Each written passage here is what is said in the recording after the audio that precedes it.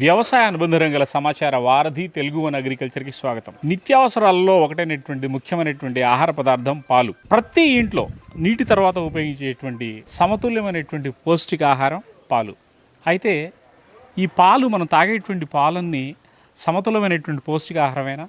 అసలు మనం తాగుతున్నటువంటి పాలు ఆవు పాల, గేదె పాల, లేక ఆవు గేదె రెండు కలిసినటువంటి పాల?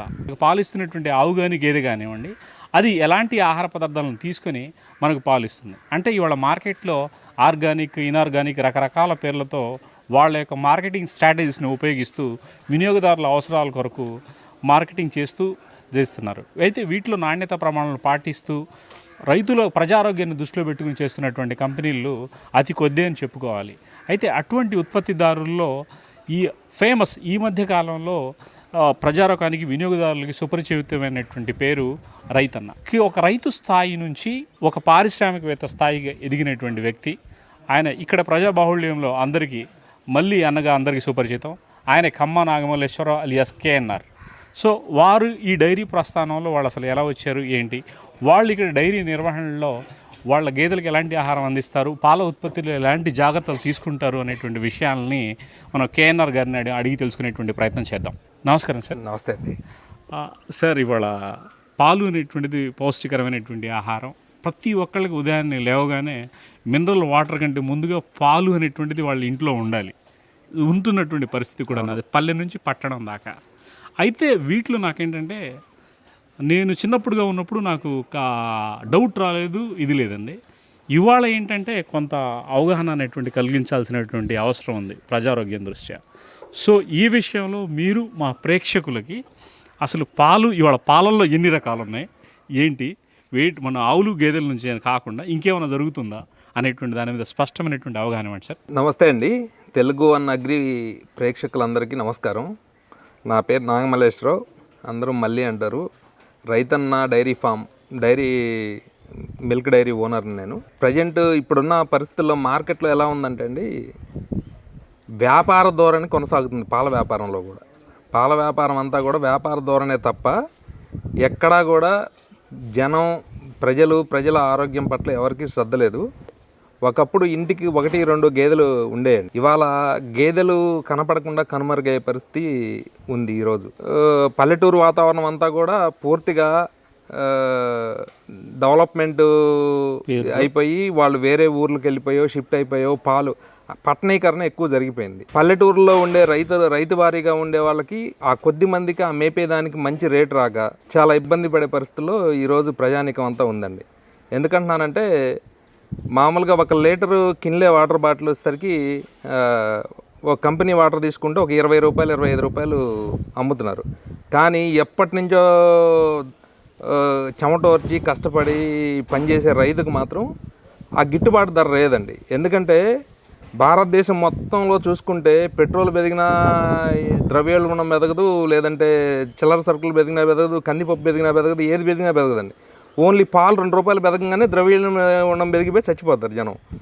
ఎందుకంటే అలా ఫీల్ అవుతున్నారండి పాల వ్యాపారస్తులందరూ కూడా, పాల డైరీలు నడిపే వాళ్ళు కానీ, లేదంటే గవర్నమెంట్ సంస్థలు కానీ. ఓకే అండి. ఇప్పుడు మీరు ఉన్నప్పుడు అంటే ఒక 20 ఏళ్ళు, మీరు యంగ్స్టర్గా 20-25 సంవత్సరాల వయసులో ఉన్నప్పుడు, అప్పుడు ఇక్కడ గుంటూరు బార్డర్లో ఉన్నటువంటి గుంటూరు జిల్లా ప్రకాశం బార్డర్లో ఈ ప్రాంతంలో ఒక పల్లెటూరులో సగటున ఎన్ని పశువులు ఉండేవి, ఎంత ఉత్పత్తి ఉండేది?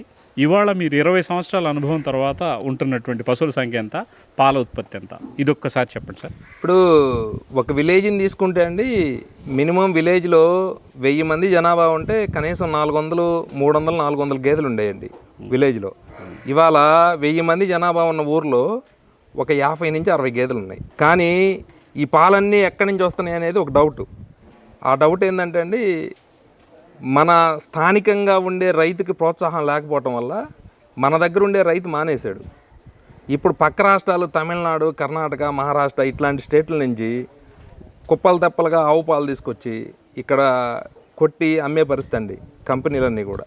ఓకే, అలాంటి పరిస్థితుల్లో స్థానికంగా ఉండే ప్రజలకు కానీ, స్థానికంగా ఉండే రైతాంగానికి కానీ మన వంతుగా మనం ఏదో ఒకటి చేయాలి.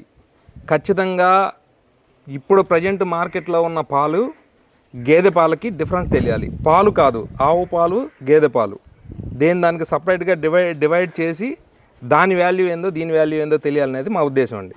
ఓకే. ఇవి అసలు అంటే అసలు ఆవు పాలు గేదె పాలు ఈ రెండు కలపటం ఏంటి? దీని మీద ఒక్కసారి కొంచెం వివరణ ఇవ్వండి. అటు వినియోగదారులకు కూడా స్పష్టమైన అవగాహన వచ్చేలా ఒక్కసారి, అటు మీ ఉత్పత్తిదారులు ఎవరైనా మీకు పాలు పోసే వాళ్ళకు కూడా నిక్కచ్చి రేటు రావడానికి కూడా ఇది ఉపయోగపడేటువంటి చర్య మీరు చెప్పినటువంటిది. దాని మీద ఒకసారి స్పష్టత ఇవ్వండి ప్రతి వినియోగదారు. నేనేమంటానంటే అండి, ఒక గేదె వచ్చేసరికి ఒక రోజుకి 5 లీటర్ల పాలు ఇచ్చిద్దండి. ఒక పూటకి 5 లీటర్లు, సగటు 5 లీటర్ల పాలు ఇచ్చింది. ఉదయం 5, సాయంత్రం 5, 10 లీటర్ల పాలు ఇచ్చింది. అదే ముర్రా జాతి కాకుండా నాటు గేదెలు అయితే ఇక్కడ స్థానిక వాతావరణ పరిస్థితులను బట్టి రోజుకి 5 లీటర్ల కంటే పాలు ఇవ్వదు.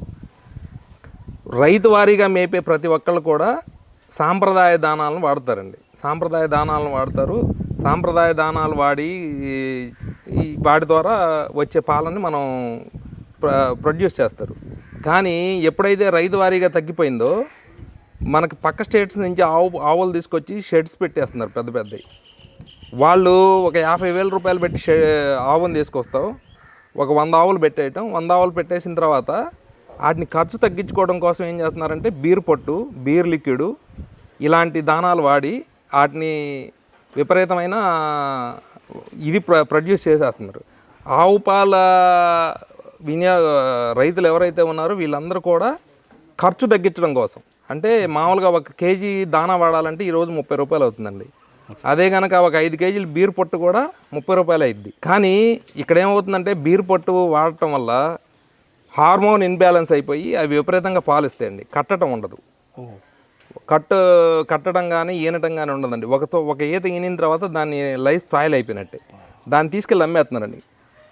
ఒక ఆవు పరిస్థితి ఇలా ఉంటే మరి దాన్ని పాలు తాగే మనుషుల పరిస్థితి ఏందండి? చిన్నపిల్లల పరిస్థితి. మనం ఈ పాయింట్ ఆఫ్ వ్యూలో ఎవరు చూడలేదండి. ఆవు పాలు మంచిది అనుకుంటున్నారు. ఆవు పాలు మంచిదంటే ఆవు పాలు మంచిదండి. ఏ ఆవు పాలు అండి? ఆవు పాలు అనేది దేశీ ఆవు పాలు. దేశీ ఆవుని ఒకప్పుడు శ్వేత విప్లవం కోసం ఏం చేశారంటే పాలు సరిపోవట్లేదు కాబట్టి మన ఆవుని గేదెని క్రాస్ బ్రీడ్ చేసి కొన్ని రకాల సంకర జాతి ఆవుల్ని ఉత్పత్తి చేశారండి. సంకర జాతి ఆవు పాలు తాగడం వల్ల, గేదె పాలు తాగడం వల్ల జరిగే ఉపయోగాలు లాస్ ఏంటంటే సంకర జాతి ఆవు ఇమ్యూనిటీ పవర్ చాలా తక్కువ ఉంటుందండి. రోజు దానికి ఏదో ఒక రోగం వచ్చింది, రోజు ఇంజెక్షన్ చేయాలి. నీకు గేదెకి గతంలో నుంచి రైతు వారీగా కూడా అందరికి తెలిసిన, నేను కొత్తగా ఏం కనిపెట్టింది కాదు.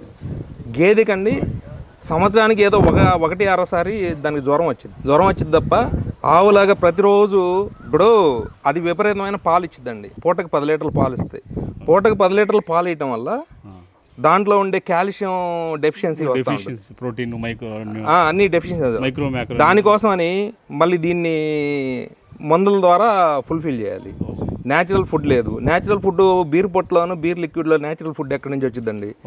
వాడు మేపేది మొక్కజొన్న పిట్టో, లేకపోతే సజ్జో, లేకపోతే జొన్నో, లేకపోతే ఏదో ఒక మంచి సాంప్రదాయ దానాలు పూర్వకాలం నుంచి వాడు అందిస్తే దానికి మామూలుగా ఆటోమేటిక్ డెఫిషియన్సీ వచ్చింది, ఆటోమేటిక్ ఫుల్ఫిల్ అయింది. కాల్షియం అన్ని కూడా సప్లిమెంటరీస్ అన్ని అందుతాయి, ఉంటాయి కాబట్టి. కానీ వీడు వాడుతుంది బీర్ పొట్టు కదా.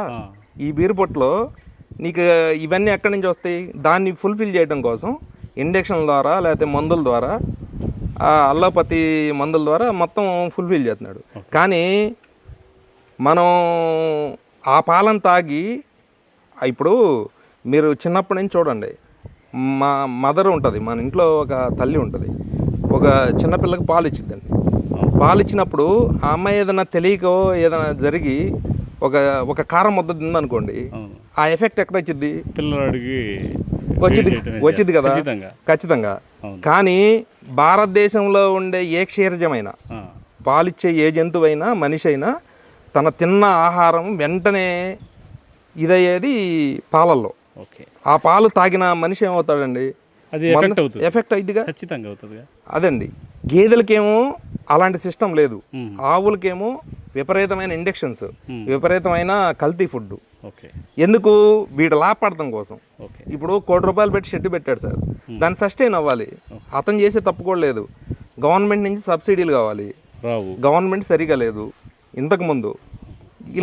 ఇలాంటి చాలా ఉన్నాయి లోపాలు. ఈ లోపాలు ఒక రైతుదే తప్పు అనుకోవడం కూడా లేదు.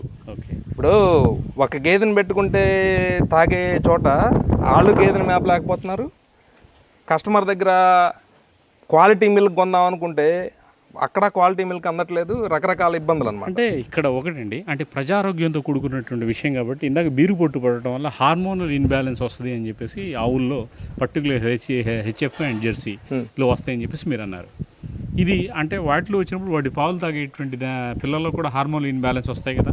అంటే 150 రూపాయలు పెట్టి బీర్ కొంటాడండి. ఓకే, ఒక మనిషి బీర్ తాగుతున్నాడు, బీర్ తాగి ఇలా ఇలా ఇలా ఊగుతున్నాడు కదా. అవును. మరి ఆ పాలు తాగే పర్సన్ అంటే బీరు తాగేవాడు 200 రూపాయలు పెట్టి బీరు కొనుక్కుంటున్నాడు, వాడి కిడ్నీలో వాడు బాగొట్టుకుంటున్నాడు. ఓకే, కానీ అది పోసి గేదెకి ఆ పాలు తాపించి మనం ఏం బాగొడుతున్నాం, వాడు ఒళ్ళంతా విషం చేస్తున్నాం అనమాట. ఓకే, ఆ సిస్టమ్ అనేది పోవాలండి. ఓకే.